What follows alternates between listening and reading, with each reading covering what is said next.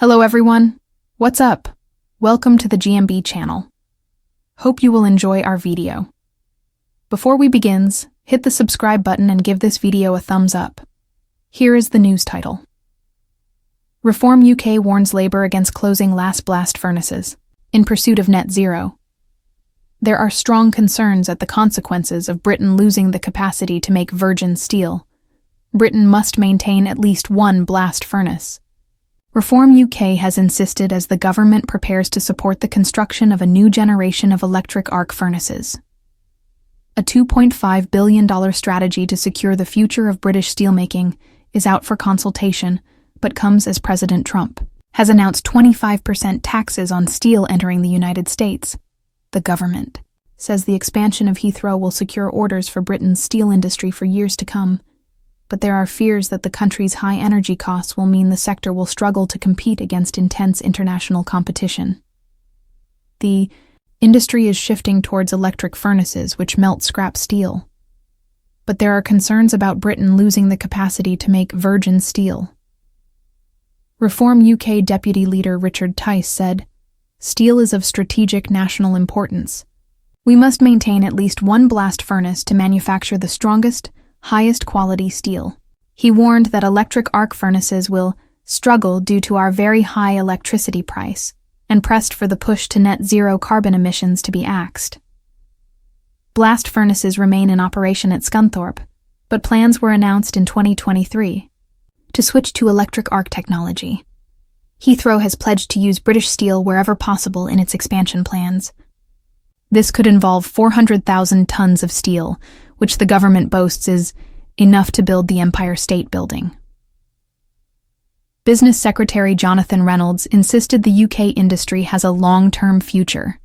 He said, "We said that during the election, and we are delivering on it now.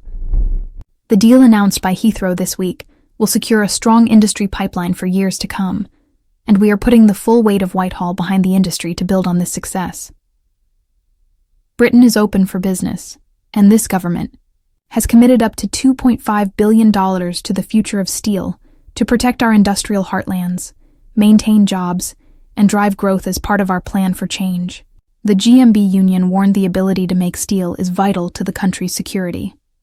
National Secretary Andy Prendergast, GMB, said, "After years of dithering, today's plan provides desperately needed funding for our once proud, now beleaguered, steel industry. As the world becomes more volatile, primary domestic steelmaking capacity is vital for both our economy and domestic security." The consultation will look at issues including Britain's high electricity costs and unfair trading practices, with the goal of protecting jobs and living standards in the UK's industrial heartlands. The $2.5 billion is expected to be invested in regions including Scunthorpe, Rotherham, Redcar, Yorkshire, and Scotland. Gareth Stace, Director General of UK Steel, said, "Developing the steel strategy must be a collaborative process, and the consultation is an open invitation for all stakeholders to help shape the future of UK steel. The government's commitment to our steel sector is both vital and welcome. A robust, bold, and ambitious steel strategy has the power to reverse the sector's decline, particularly as we face increasing competition from imports benefiting from more favorable business conditions. By setting out a clear business plan and roadmap for investment, the government can secure a brighter future for our industry, safeguard jobs, and support steelworkers and their families. Starmer must sack key anti-British appointee to prove he's not Sir Spineless. The Prime Minister doesn't seem to realize how weak his government is and how vulnerable it is to truly crazy ideas. How did we end up with an Attorney General who hates the UK and everything it stands for? A man whose whole career has been about representing enemies of the British state, who delights in criticizing our sovereignty, in smearing our nation's past, and who thinks Brits, in general, are a bunch of knuckle-dragging colonialist racists? I'll tell you how we ended up with Richard Hermer. It's because he's one of Keir Starmer's best mates who parachuted him into the job within hours being elected, even though he had no experience of politics or political life.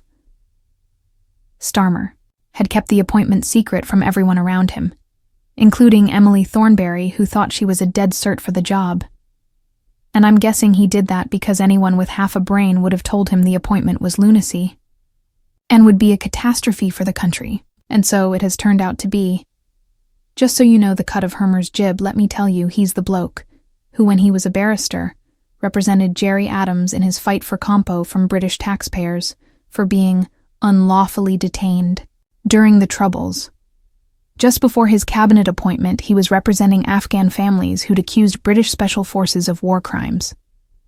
It's also just been revealed he fought for Compo for Al-Qaeda chief Rangzieb Ahmed, who was linked to 7/7 terror attack when he tried to sue the British government for alleged torture by Pakistan.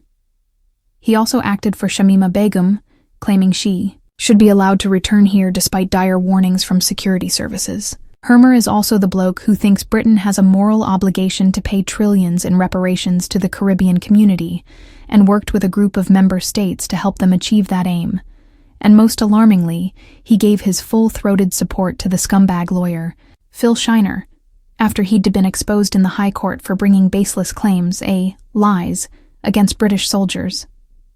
Our Attorney General not only supported this man, but publicly praised him for causing the government a great deal of aggravation. He clearly didn't care about the anguish, pain, and aggravation Shiner's outrageous lies had caused totally innocent British soldiers and their families. He just wanted to stick it up the establishment.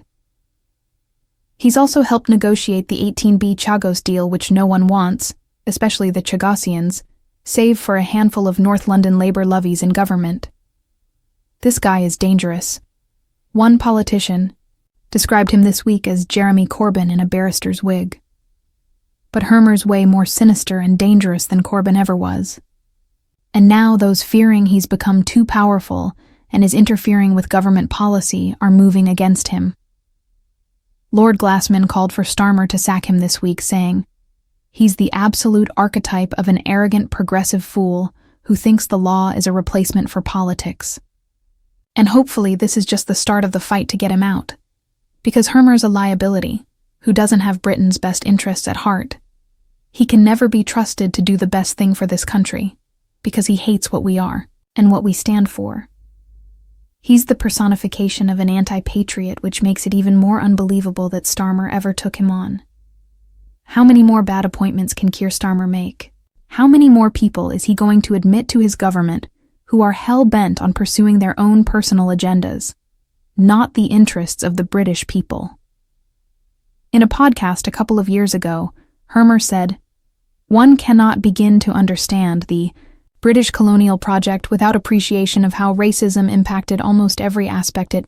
How bloody dare he? Yes, this country did some things wrong, but many countries today wouldn't be what they are now had it not been for Britain.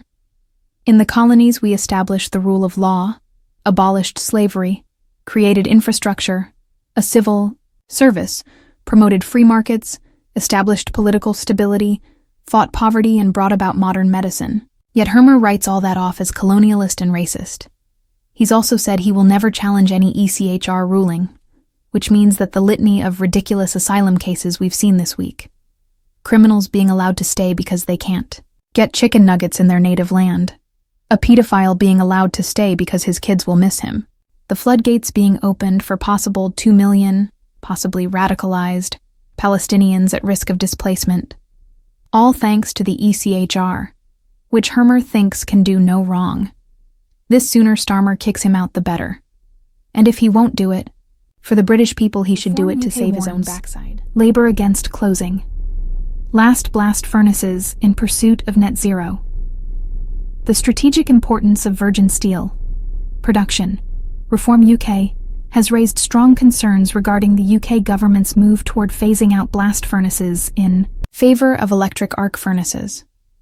The party insists that Britain must maintain at least one blast furnace to ensure the production of high-quality virgin steel, which is crucial for national infrastructure, defense, and industrial self-sufficiency. The shift to electric arc technology, while beneficial in some aspects, raises fears over the nation's ability to remain competitive and self-reliant in steel production.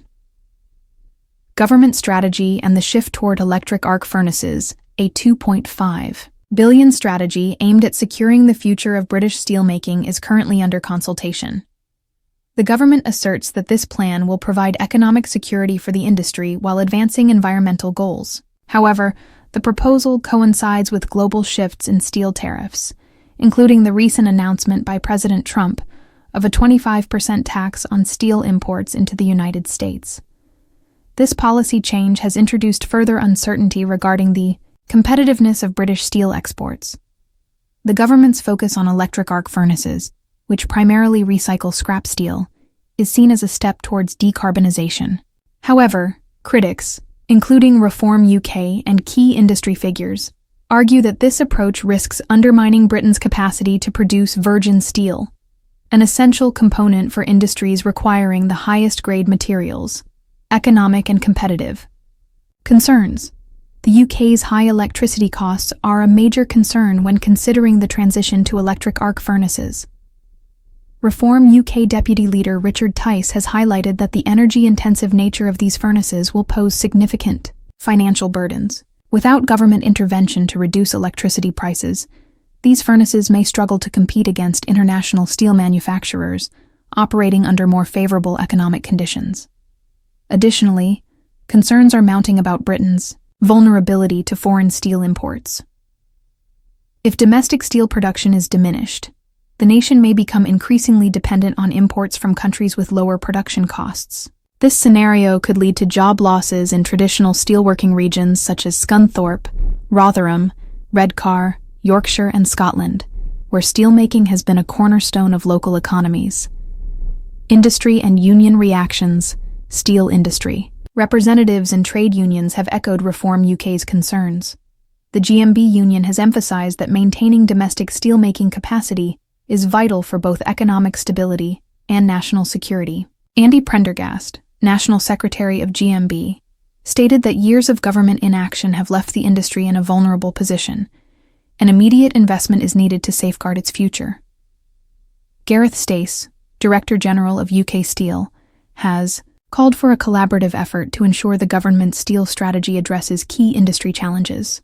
He warned that without a clear business plan and substantial investment, the UK steel sector risks further decline, making it harder to compete with foreign steel producers who benefit from lower energy costs and supportive industrial policies.